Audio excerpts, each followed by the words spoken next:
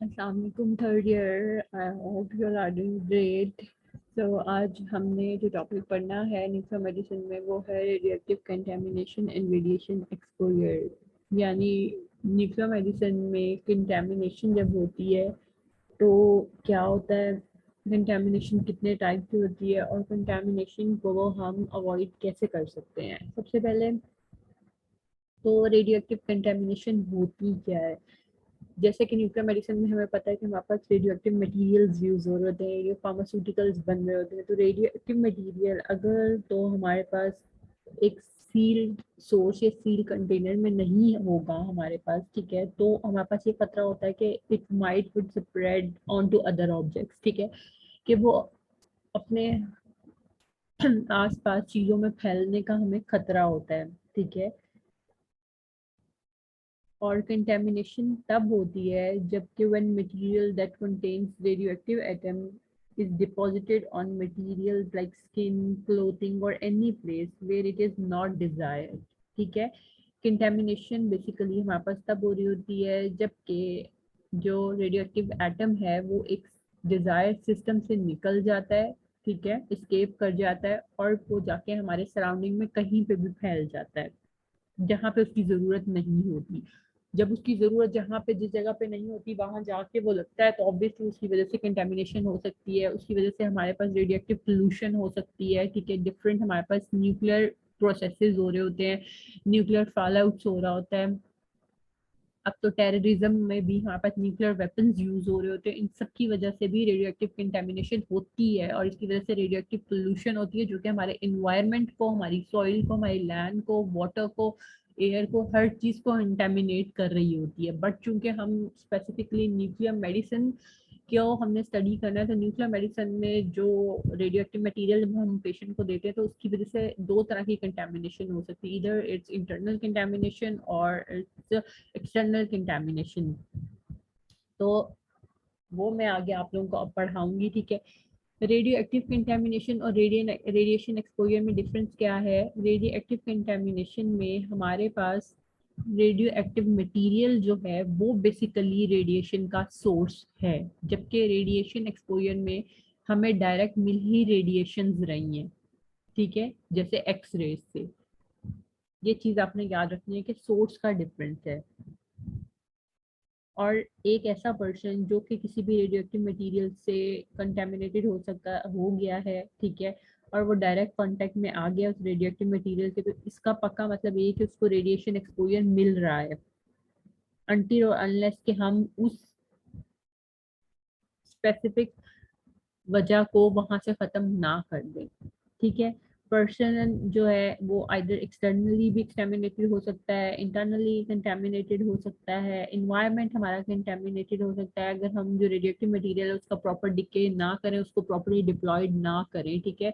इसलिए तो nuclear medicine में हमारे पास हाफ लाइफ बहुत इंपॉर्टेंट होता है, ठीक है, क्योंकि जब हम एक रेडियो फार्मास्यूटिकल को स्टडी करते हैं तो उसमें सबसे इंपॉर्टेंट चीज होती ही यही है कि उसका हाफ लाइफ क्या। हाफ लाइफ का मतलब ये होता है कि वो एक स्पेसिफिक टाइम के बाद रेडियो फार्मास्यूटिकल जो है, ठीक है, वो डिके करना स्टार्ट कर देता है।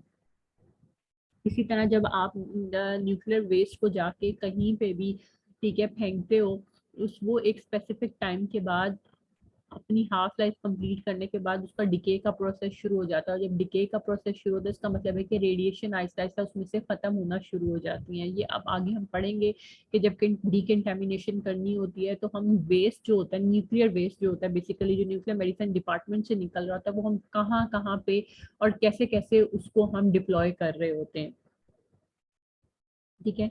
तो moving on to the next slide, जो कि एक इमेज आपके सामने एक सिनेरियो दिखाया हुआ है कि ये एक फैक्ट्री है, ठीक है, जो वहाँ पे न्यूक्लियर वर्क हो रहा है, ठीक है। उधर से निकलने वाला जो भी वेस्ट है, ठीक है, वो हमारे पास रेन को भी इफेक्ट कर रहा है, ठीक है, हमारी सॉइल को भी, ठीक है, हो सकता है, क्योंकि मैंने आपको बताया इंटरनल कंटेमिनेशन भी होती है कि इनहेलेशन, इंजेक्शन, ये डिफरेंट मेथड्स होते हैं जिनकी वजह से हमारे पास इंटरनल कंटेमिनेशन हो रही होती है, ठीक है। एक्सटर्नल कंटेमिनेशन का मतलब ये होता है कि पेशेंट के कपड़े डायरेक्ट कांटेक्ट में आ रहे हैं, आइदर डस्ट उसके कपड़ों पे जो लगी हुई है उस वो कंटेमिनेटेड हो सकती है, ठीक है। ये सारा उन्होंने सिनेरियो बताया कि अगर एक पेशेंट की अभी हम बात नहीं करें, हम स्पेसिफिक एक पर्सन की बात कर लेते हैं जो एक फैक्ट्री में काम कर रहा है, उसको डायरेक्ट एक्सपोजर मिल सकता है उस चीज से, ठीक है। और अगर पेशेंट है फॉर एग्जांपल, ठीक है, उसको उसमें हो सकते हैं इंटरनल कंटेमिनेशन हो सकती है, ठीक है। तो ये सारा उन्होंने दिखाया कि ये हमारे पूरे इन्वायरमेंट को इफेक्ट कर रहा होता है। रेडियो एक्टिव कंटेमिनेशन की वजह से रेडियो एक्टिव पोल्यूशन हो रही है जो कि हमारे पूरे इन्वायरमेंट को इफेक्ट कर रही है। ये उसी का ही सिनेरियो आपके सामने बनाकर दिखाया गया है, ठीक है। फिर रेडियो एक्टिव कंटेमिनेशन की डेफिनेशन एक्सप्लेन की गई है। बेसिकली आप इसको ये कह सकते हो, it is referred as the presence of an unwanted radioactive substance on surfaces like within solids, including our human body, liquid gases, where their presence is undesirable, ठीक है। जहाँ पे उसकी जरूरत नहीं होती वहां पे अगर ऐसे रेडियोएक्टिव सब्सटेंसेज या रेडियोएक्टिव मटेरियल पाया जाए तो वो कंटेमिनेट कर सकता है, क्योंकि उसमें से रेडिएशन तो कॉन्टिन्यूसली निकल रही है ना। और रेडियो एक्टिव कंटेमिनेशन का मतलब ही यही है कि रेडियो एक्टिव कंटेमिनेशन जो है वो कुछ रेडियो एक्टिव एटम से मिलके या रेडियो एक्टिव मटेरियल से मिलके बना होता है, जो कि एक हमारे पास किसी भी स्पेसिफिक सिस्टम या स्ट्रक्चर से निकल के स्केप करके जा चुका होता है, जबकि नॉर्मली वो उसके अंदर होता है, बट किसी भी वजह से, ठीक है, प्रॉपर मैनेजमेंट होने ना होने की वजह से या प्रॉपर उसको हैंडलिंग ना होने की वजह से वो उस सिस्टम से, उस स्पेसिफिक स्ट्रक्चर से, उस सील सोर्स अगर वो वहां से निकल जाए तो इसका मतलब है कंटेमिनेशन हो सकती है। क्योंकि हमने खाली न्यूक्लियर मेडिसिन की बात करनी है, तो इसका मतलब है कि हमारा जो रेडियोएक्टिव मटेरियल है अगर वो प्रॉपरली सील नहीं है तो उसकी वजह से वो कंटेमिनेट कर सकता है, किसी कपड़ों पे गिर सकता है जो वहाँ पे टेक्नोलॉजिस्ट काम कर रहे हैं, ठीक है। अगर वो वहाँ पे गिर गया तो उसका मतलब फर्श पे गिरा है, ठीक है, फर्श पे गिरा रेडियोएक्टिव मटेरियल, इसका मतलब रेडिएशन तो वो एमिट कर रहा है, तो उसको डिकंटामिनेट करना बहुत जरूरी है। अदरवाइज वहां पे जितने भी लोग होंगे, आते जाते होंगे, जो उस जगह से गुजरेंगे, वो उनको इफेक्ट करेगा, ठीक है।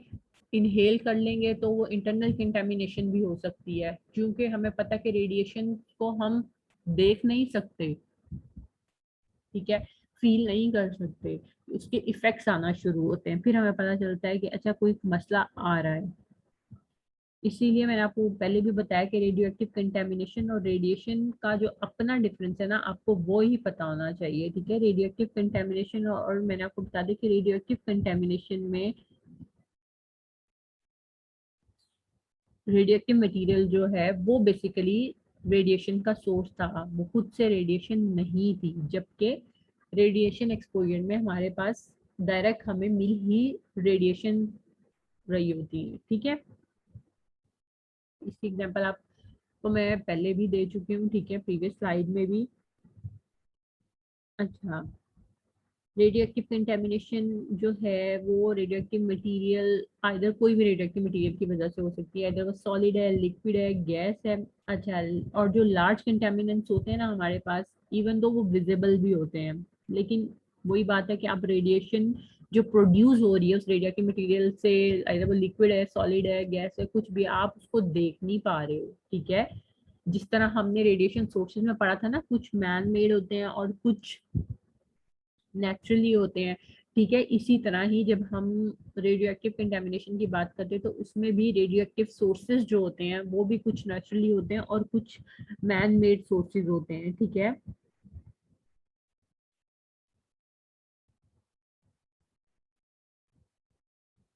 अगर हम न्यूक्लियर मेडिसिन की बात करते हैं तो न्यूक्लियर मेडिसिन में हम रेडियो न्यूक्लाइड यूज कर रहे होते हैं, ठीक है। अगर वो रेडियो न्यूक्लाइड जो है या रेडियो फार्मास्यूटिकल जो उसकी स्पिलेज हो जाए, यानी कहीं गिर जाए, फैल जाए एक्सीडेंटली, तो क्या होता है, या किसी भी इग्नोरेंस की वजह से, तो खतरा होता है कि जी वो जो मटेरियल वहां नीचे गिरा है, रेडियो एक्टिव मटेरियल, ठीक है, उसकी स्पिलेज हुई है, उसकी वजह से वो वहां पे आस पास वहां पे जितने लोग होंगे वो उनको कंटेमिनेट कर सकता है, उन सबको वो रेडिएशन मिल रही होंगी, क्योंकि न्यूक्लियर मेडिसिन में रेडिएशन होती ही बहुत ज्यादा। मैंने पहले भी बताया था, न्यूक्लियर मेडिसिन में पेशेंट सोर्स होता है वही, क्योंकि पेशेंट कैसे सोर्स होता है कि हमने उसको इंजेक्शन जो होता है, रेडियो फार्मास्यूटिकल बेसिकल जो होता है वो हमने इंजेक्ट किया होता है पेशेंट की बॉडी से, और वहीं से रेडिएशन निकल रही होती हैं। एयरबॉर्न भी हो सकता है, ठीक है, सरफेस कंटेमिनेशन भी हो सकती है। अच्छा, such contamination presents a hazard because of the radioactive decay of the contaminants, obviously उसकी वजह से hazards होंगे, ठीक है, which produce harmful effects such as ionising radiation. वही मैंने बात की रेडिएशन एक्सपोजर की, अगर हम बात करेंगे तो उसमें आयोनाइजिंग रेडिएशन होगा, जैसे अल्फा बीटा गामा। और जब हम न्यूक्लियर मेडिसिन की बात करते हैं तो उसमें स्पेसिफिकली हमारे पास आती ही गामा रेज है।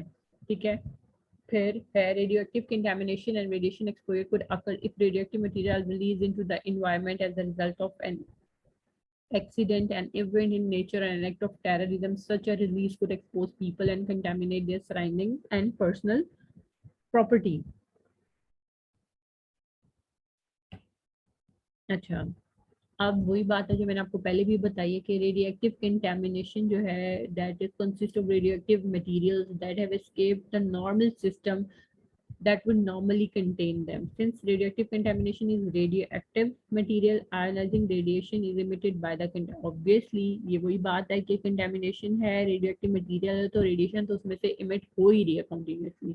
तो इसीलिए हमें इस चीज़ का ख्याल रखना भी बहुत ज़रूरी है कि जो contaminant हो गई है, जहाँ पे कंटेमिनेशन हो गया तो उसके अंदर कौन सा कंटेमिनेंट यूज हो रहा है, यानी उसमें कौन सा रेडियो आइसोटोप है। तो वो अब हमें कैसे पता चलेगा, उसमें डिफरेंट मॉनिटरिंग मेथड्स होते हैं जिसमें हम डीकंटेमिनेशन डिफरेंट मेथड्स होते हैं डीकंटेमिनेशन के, यानी क्लीनिंग आप मेथड भी कह सकते हो आप उनको। ठीक है, डीकंटेमिनेशन को आप क्लीनिंग आप मेथड ऑफ रेडियोएक्टिव वेस्ट भी कह सकते हो। ठीक है,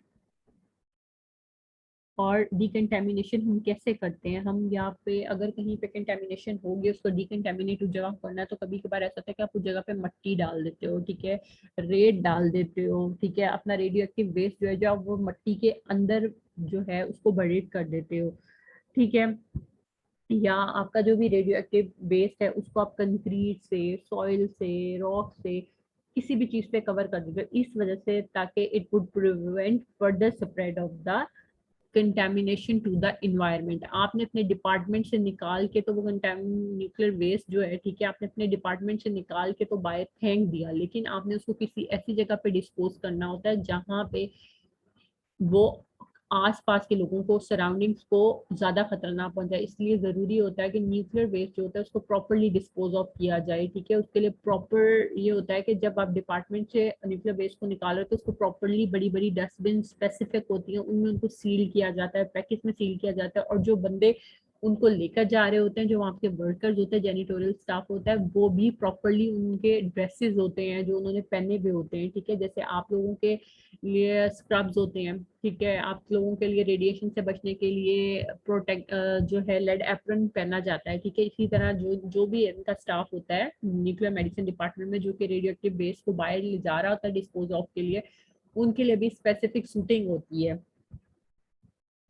ठीक है,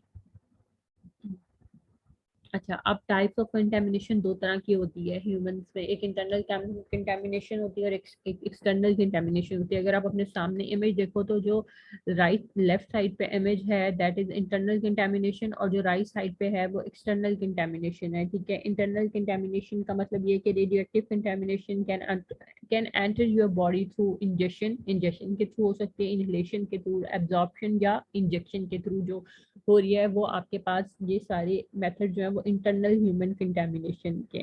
ठीक है, और इसमें आपके पास एक स्पेसिफिक कमिटेड डोज आ जाती है, जब आप मॉनिटर करोगे ना डोज को, ठीक है, तो एक स्पेसिफिक डोज आ जाती है। ठीक है, इसीलिए बहुत बहुत जरूरी होता है एज अ टेक्नोलॉजी जब आप डिपार्टमेंट काम कर रहे हो कि आप पर्सनल प्रोटेक्टिव इक्विपमेंट लाजमी पहनो जब भी आप रेडियो एक्टिव मटीरियल्स के साथ काम कर रहे हो। जब आप रेडियो फार्मास्यूटिकल्स को प्रिपेयर कर रहे हो लैब में तो आपका प्रॉपर केयर बहुत जरूरी होती है।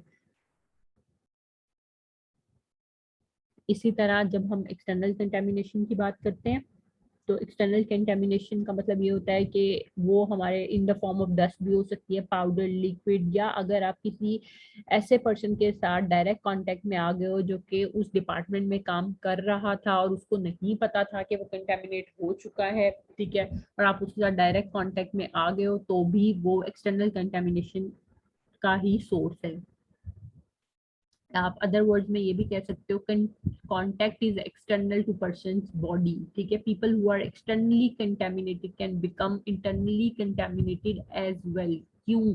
Because if radioactive material gets in their body, अगर वो रेडियोएक्टिव मटेरियल एक्सटर्नली इफेक्ट कर रहा है तो हो सकता है कि वो इंटरनली भी इफेक्ट करना शुरू कर दे। ठीक है, बिकॉज अगर वो मटेरियल रिलीज हो रहा है, ठीक है, तो वो सराउंडिंग जो आपके पास लोग हैं, ठीक है, वो इनहेल भी करते हैं, सांस तो लेते हैं ना, नॉर्मल फिनोमिना है ना, ये तो नेचुरल फिनोमिना है, ठीक है, लोग सांस ले रहे हैं, तो हो सकता है एक्सटर्नल जो कंटेमिनेशन हुई है उसकी वजह से इंटरनल कंटेमिनेशन का भी खतरा होता है लोगों को। बेसिकली एक्सटर्नल कंटेमिनेशन होती है डायरेक्ट कॉन्टेक्ट से है, ये कह सकते हैं आप, ठीक है।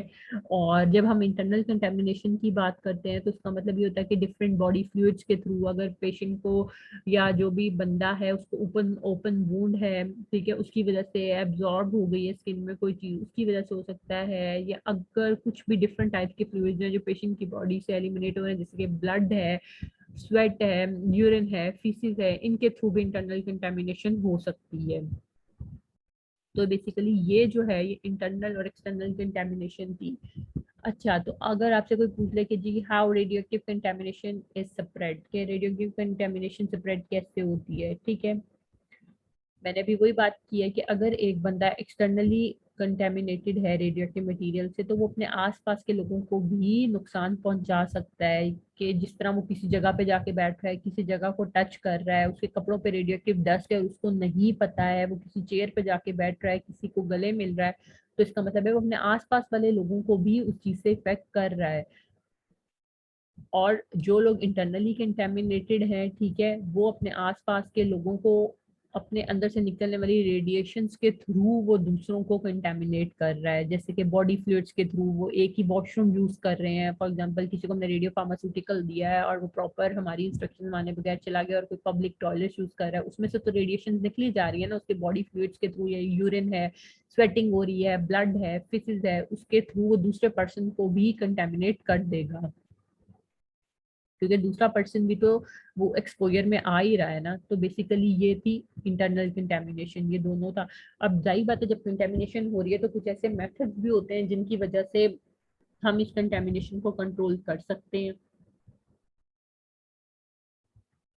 अच्छा जी, तो अब मैं आपको बताती हूँ कि ये वही बात है, टाइप्स ऑफ कंटेमिनेशन आ गई है। Internal contamination it occurs when one swallow or breathe in radioactive material, when radioactive material enter a body through an open wound absorbed through the skin, or either ingestion, digestion, inhalation, sorry, internal contamination can be because of inhalation of radiopharmaceutical or radioactive material, absorption हो सकती है, inhalation हो सकती है, injection हम दे सकते हैं। चार मेथड हैं जिनकी वजह से इंटरनल कंटेमिनेशन हो सकती है। मैं दोबारा रिपीट कर रही हूँ ताकि मेरे बार बार बोलने से आपको कंफ्यूजन ना हो।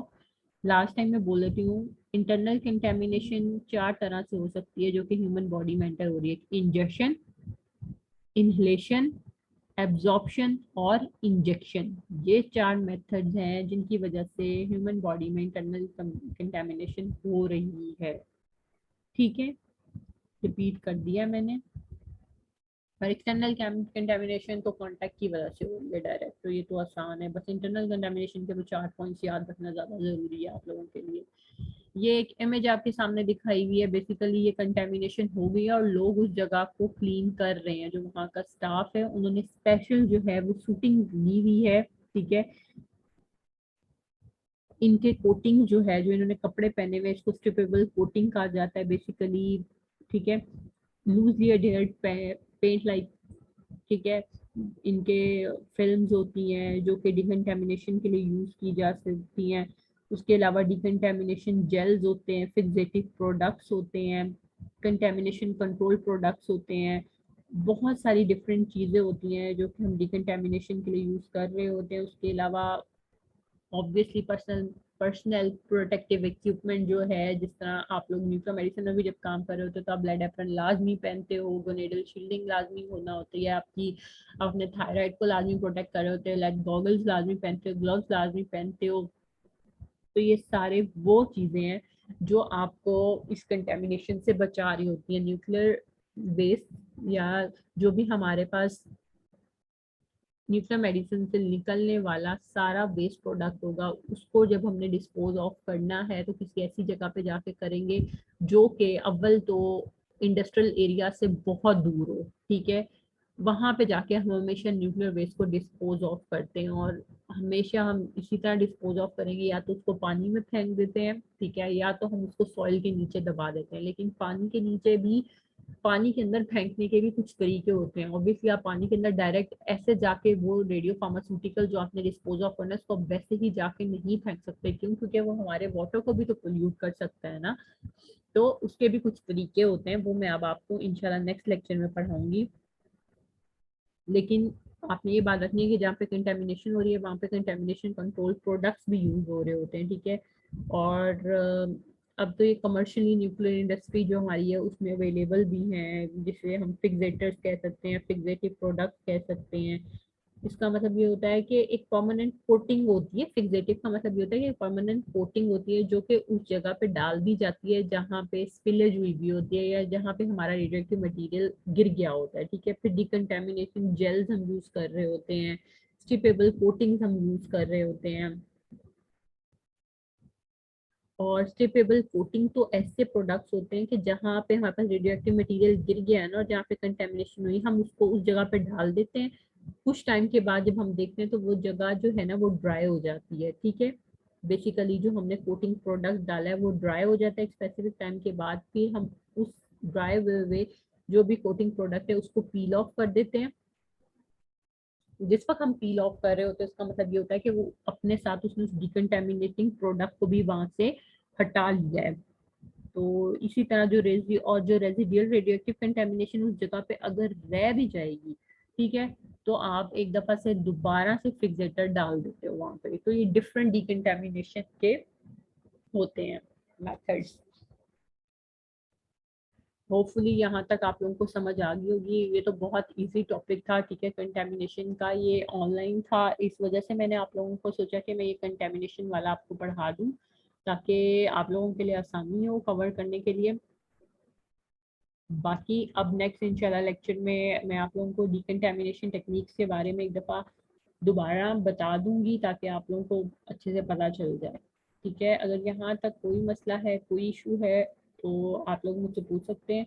और ये जो है आपकी, अगर आप अपनी बुक में ये टॉपिक ढूंढोगे इंटरनल कंटेमिनेशन और एक्सटर्नल कंटेमिनेशन वाला, ठीक है, आई थिंक ये आपकी बुक का 15 या 16 चैप्टर बनता है या 18 चैप्टर है, ठीक है। अब मुझे स्पेसिफिक याद नहीं है, लेकिन इन तीनों चैप्टर में से कोई एक चैप्टर है, ये आप लोग प्लीज अपनी बुक में देखिएगा क्योंकि मेरे पास इस वक्त बुक नहीं है। तो ये आप लोग वहां से जरूर देखिएगा और कंफर्म कर लिएगा, बुक से भी स्टडी कर लिएगा। नहीं कोई चीज समझ आएगी तो दोबारा डिस्कस कर लेंगे, ठीक है। टेक केयर, अल्लाह हाफिज।